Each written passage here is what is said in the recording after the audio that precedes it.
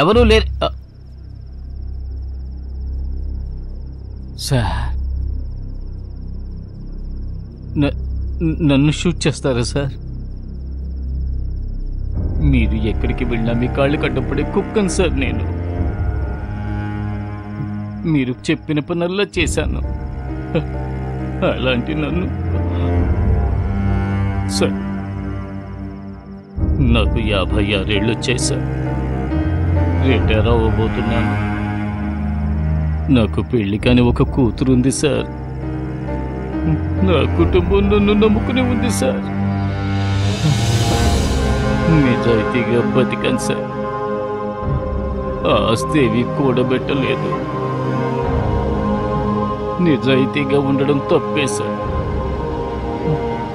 ఒక్క సెకండే తప్పు చేశాను సార్. అందుకు ఎంత పెద్ద శిక్ష వద్దు సార్. దయచేసి నన్ను క్షమించి వదిలేయండి సార్. నేను ఇక్కడి నుంచి పారిపోతాను. నేను నిన్నెందుకు షూట్ చేయబోతున్నాను దానికి కారణం కూడా నీకు తెలీదా? తెలియలేదు సార్. సార్, మీరు నన్ను షూట్ చేయాలని నిర్ణయించుకుంటే ఒకే ఒక్క చిన్న రిక్వెస్ట్ సార్. నేను కళ్ళజోడు తీసాక షూట్ చేయండి సార్.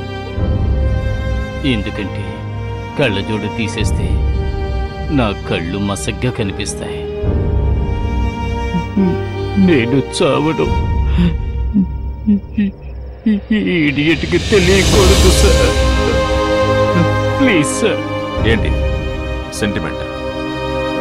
అవును, నువ్వు నన్ను ఎలా పిలుస్తావు?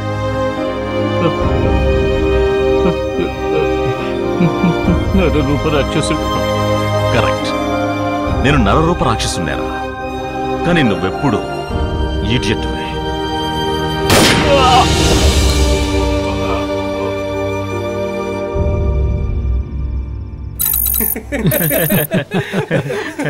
మావా, తెల్లారితే నీకు పెళ్లిరా? ఏంట్రా ఓవర్గా చదువుతురా? పెళ్లి ఉదయం కదా, ఈలోగా దిగిపోతుందిలే. ఎప్పుడు ఇక్కడ ఉండకూడదు, బయటికి వెళ్ళిపోండిరా. వీళ్ళంతా నా ఫ్రెండ్స్, వాళ్ళని బయటికి వెళ్ళడానికి నువ్వెవర్రా? నువ్వు మీ ఫ్రెండ్స్ తో ఆడిన ఆటలన్నీ నేను చూసే వస్తున్నాను రా. ఎంతగానో చెప్పాను కదరా, తప్పు చేయొద్దు తప్పు చేయొద్దు అని. మళ్ళీ ఇలా తప్పు మీద తప్పు చేస్తూ వచ్చావు కదరా. ఎక్కువగా మాట్లాడకు ప్రసాద్. మాట్లాడగా. నువ్వు నన్ను అసహించుకున్నావు, అవమానించావు, అవన్నీ తట్టుకున్నాను. ఆ మనిషి ప్రశాంతంగా ఉండడం కోసం. కానీ ఈరోజు ఆయన్ని తలదించుకునేలా చేశావు కదరా. ఇకపై నువ్వు ప్రాణాలతో ఉండే ప్రయోజనం లేదు. చంపేస్తావా? చంపరా.